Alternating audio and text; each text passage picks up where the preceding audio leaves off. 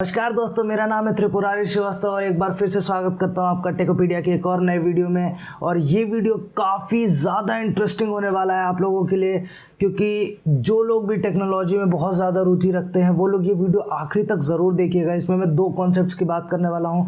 वो दो कॉन्सेप्ट्स आपको पता ही होने चाहिए, बहुत ज़रूरी है।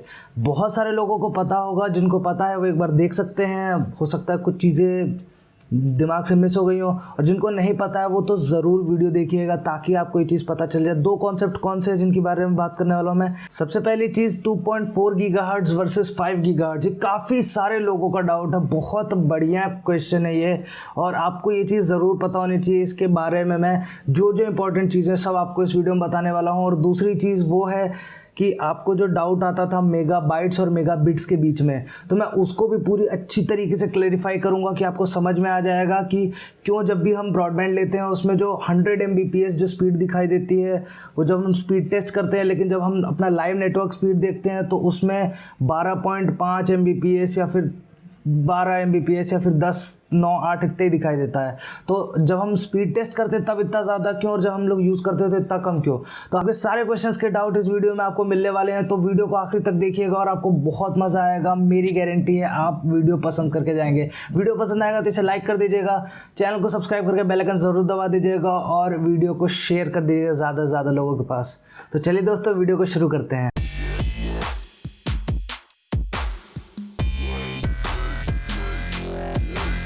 तो दोस्तों, सबसे पहली चीज़ जो मैं बात करना चाहता हूँ 2.4 गीगाहर्ट्ज़ और 5 गीगाहर्ट्ज़ के बारे में, तो आप ये जान लीजिए कि ये दोनों बैंड ऑफ फ्रीक्वेंसीज़ हैं, ठीक है। 2.4 गीगाहर्ट्ज़ लोअर फ्रीक्वेंसी है, 5 गीगाहर्ट्ज़ हायर फ्रीक्वेंसी है। आप नंबर से ही समझ रहे होंगे, 2.4 का नंबर कम है, वो कम क्योंकि यूनिट दोनों की सेम है, गीगाहर्ट्ज़ दोनों की सेम है, लेकिन दोनों का नंबर क्वांटिटी के हिसाब से अगर आप देखेंगे 2.4 गीगाहर्ट्ज़ कम है, 5 गीगाहर्ट्ज़ ज़्यादा है, लगभग 2 गुना ही है, 2 गुना से भी ज़्यादा है थोड़ा सा, ठीक है। तो आप ये समझिए, अगर आपको समझने के लिए मैं समझाऊँ तो 2.4 गीगाहर्ट्ज़ में क्या होता है कि ये लार्जर डिस्टेंस कवर करती है। इसकी फ्रीक्वेंसी तो कम होती है लेकिन ये डिस्टेंस ज़्यादा कवर करती है। और 5 गीगाहर्ट्ज़ में क्या होता है, उसकी फ्रीक्वेंसी बहुत ज़्यादा होती है लेकिन वो डिस्टेंस कम कवर करती है। उसके बाद अगर बात करते हैं स्पीड की, तो 2.4 गीगाहर्ट्ज़ की स्पीड ज़्यादा नहीं होती है, डिस्टेंस तो ज़्यादा कवर कर लेती है लेकिन उसकी स्पीड ज़्यादा नहीं होती है। मतलब वो धीरे धीरे दौड़ती है। जैसे बोलते हैं ना कि अगर आपको ज़्यादा दूर तक दौड़ना है, ज़्यादा देर तक दौड़ना है तो आप धीरे धीरे दौड़ो, लेकिन अगर आप ज़्यादा तेज़ शुरुआत में दौड़ोगे तो आप जल्दी थक जाओगे। तो 5 गीगाहर्ट्ज़ के साथ वही है, वो बहुत तेज़ उसकी स्पीड होती है लेकिन वो डिस्टेंस उतना ज़्यादा कवर नहीं करती है। वो बहुत लिमिटेड डिस्टेंस में, डिस्टेंस भी आपको बताता हूँ कितना होगा, वो दूरी बहुत कम तय करती है, लगभग 10 से 15 फीट की दूरी 5 गीगाहर्ट्ज़ इस रेंज में रहती है। और 2.4 गीगाहर्ट्ज़ का रेंज अगर मैं बात करूँ तो वो 20 से लेकर 30 फीट तक का डिस्टेंस होता है, कवर करती है, इतनी दूरी तक वो रहती है, ठीक है। अब बात करते हैं कि लोअर फ्रीक्वेंसी है तो इसकी स्पीड क्यों कम होती है। तो क्या होता है कि लोअर फ्रीक्वेंसी जो होती है 2.4 गीगाहर्ट्ज़, जैसे मैंने बताया कि एक लोअर फ्रीक्वेंसी है, तो लोअर फ्रीक्वेंसी क्या करती है कि ये दूरी तो तय कर लेती है लेकिन ये अलाउ नहीं करती है डेटा को, ज़्यादा से ज़्यादा डेटा को ट्रांसमिट करने के लिए। तो जो लोग भी कम्युनिकेशन पढ़े होंगे, अपने कोई इंजीनियरिंग कर रहे होंगे, उन्होंने कम्युनिकेशन पढ़ा होगा तो उन लोग को तो अच्छे समझ में आ गया होगा, लेकिन जिन्होंने नहीं पढ़ा है, जो टेक्निकल बैकग्राउंड के नहीं है, उनको मैंने बहुत आसान तरीके से समझाने की कोशिश की है कि 2.4 gigahertz small speed, 2.4 gigahertz large distance travel करती है, तो ज़्यादा डिस्टेंस ट्रेवल करती है, कम स्पीड है, इसकी फ्रीक्वेंसी कम है, इसलिए कम फ्रीक्वेंसी में ज़्यादा डेटा नहीं ट्रांसमिट हो सकता। अगर मैं आसान शब्दों में आपको समझाऊं, अगर आप एक एग्जांपल के तौर पे लो, अगर आप एक पाइप लेते हो जिसकी पाइप की ओपनिंग छोटी है तो उसमें से ज़्यादा पानी नहीं जा सकता, लेकिन अगर आप कोई बड़ी पाइप लेते हो जिसकी ओपनिंग ज़्यादा है उसमें से ज़्यादा पानी जा सकता है, ठीक है। ज़्यादा पाइप की ओपनिंग होगी उसमें से ज़्यादा पानी जाएगा, कम ओपनिंग होगी कम पानी जाएगा। 2.4 गीगाहर्ट्ज़ कम फ्रीक्वेंसी है, लोअर फ्रीक्वेंसी है, तो वो कम डेटा ट्रांसमिट कर पाता है, कम स्पीड दे पाता है। 5 गीगाहर्ट्ज़ बड़ी ओपनिंग के साथ आता है, मतलब उसकी फ्रीक्वेंसी ज़्यादा है इसलिए वो ज़्यादा डेटा ट्रांसमिट करता है, इसलिए आपको स्पीड अच्छी खासी मिल जाती है, ठीक है। और अब बात करते हैं कि पेनिट्रेशन की। पेनिट्रेशन मतलब कि दीवार, जैसे ये एक दीवार है, इस दीवार को चीर के जा सकता है कि नहीं जा सकता। तो अब वो ऐसा फिजिकली नहीं चीरता है, लेकिन वो इतने छोटे छोटे फ्रीक्वेंसीज है ना, वो तो पेनिट्रेट कर सकती हैं या नहीं कर सकती हैं। तो 5 गीगाहर्ट्ज़ की जो फ्रीक्वेंसी है वो पेनिट्रेट नहीं करती है ज़्यादा दीवारों में, इसीलिए वो दूरी उसकी कम हो जाती है, ठीक है। और 2.4 गीगाहर्ट्ज़ क्या है कि वो वॉल्स में पेनिट्रेट कर जाती है, इसलिए मतलब जैसे स्कूल्स में और वो घरों में जब लगता है तो वो 2.4 गीगा, उसमें क्या होता है ना, आजकल जो राउटर आ रहे हैं वो दोनों को एक ही में रखते हैं। मतलब अगर आप ज़्यादा दूरी पे हो तो वो 2.4 गीगाहर्ट्ज़ कैच करेगा वो सिग्नल, और अगर आप कम दूरी पे आ जाते हो तो 5 गीगाहर्ट्ज़ कैच करने लग जाएगा। आपको उसमें स्विच नहीं करना पड़ेगा, पहले मैनुअल होता था लेकिन अब ऑटोमेटिक हो गया है। आपकी डिस्टेंस के ऊपर है, आपका जो डिवाइस है, जो डिवाइस आप यूज़ कर रहे हो वो राउटर से कितनी दूरी पे है, उस हिसाब से डिसाइड होता है कि आपका 2.4 गीगाहर्ट्ज़ पकड़ रहा है या 5 गीगाहर्ट्ज़ पकड़ रहा है। वो आप जब स्पीड टेस्ट करोगे तो उसमें आपको लिख के भी आ जाएगा कि कौन सा फ्रीक्वेंसी बैंड आपका पकड़ रहा है, ठीक है। ये चीज़ क्लियर हो गई। अब क्या होता है, काफ़ी सारे डाउट्स ऐसे भी आते हैं कि ये हार्मफुल होता है, तो मैं आपको क्लियर बता दूँ कि हार्मफुल होता है, लेकिन किस केस में होता है। मान लीजिए मेरा राउटर मेरे रूम में बहुत दूर रखा हुआ है, तब हार्मफुल नहीं होगा। लेकिन अगर आप राउटर के बहुत ज़्यादा पास बैठे हो और बहुत देर तक बैठे हो तो आपकी बॉडी को हार्म देगा, क्योंकि ये RF और EMF रेडिएशन निकालते हैं। वो रेडिएशन आपकी बॉडी के लिए नुकसानदायक हो सकता है अगर बहुत देरी तक आप एक जगह पे बैठ रहे हो और उस जगह से राउटर बहुत पास है आपके।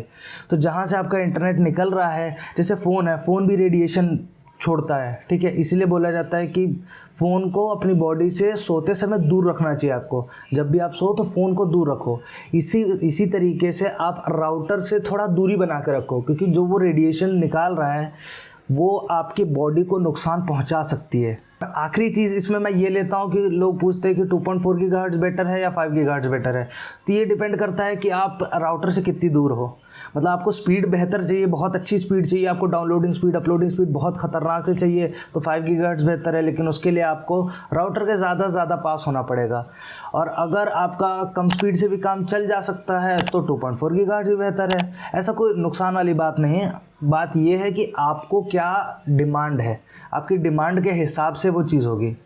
तो आई होप आप लोग को ये वाला कॉन्सेप्ट समझ में आ गया होगा। अब बात करते हैं दूसरे कॉन्सेप्ट की। यार अगर आपने कभी भी अपने मोबाइल में ओकला या फिर नेट वेलोसिटी या फिर कोई भी स्पीड टेस्ट करके देखा होगा तो आपने एक चीज़ ज़रूर गौर की होगी कि जब भी आप स्पीड टेस्ट करते हो तो जो उसमें स्पीड टेस्ट के बाद जो स्पीड दिखाई जाती है, डाउनलोडिंग स्पीड, और जो आप अपने मोबाइल में जो लाइव नेटवर्क स्पीड देखते हो, वो दोनों में काफ़ी अंतर होता है। मैंने जब जियो फाइबर का वीडियो बनाया था, उसमें जब मैंने लाइव स्पीड टेस्ट करके दिखाई थी, उसमें भी कहा था कि मैं आगे एक वीडियो बनाऊंगा जिसमें मैं आपको ज़रूर बताऊंगा कि ये स्पीड दोनों अलग अलग क्यों होती हैं। बहरहाल स्पीड दोनों सेम ही होती है, लेकिन वो दोनों अलग अलग दिखती है। वहाँ पे अगर 100 Mbps है तो यहाँ पे 12.5 Mbps दिखाती है। तो आखिर ऐसा क्यों होता है, तो मैं आपको बता देता हूँ कि जो स्पीड टेस्ट का सॉफ्टवेयर आपको स्पीड दिखाते हैं वो आपको दिखाते हैं मेगाबिट्स पर सेकेंड में।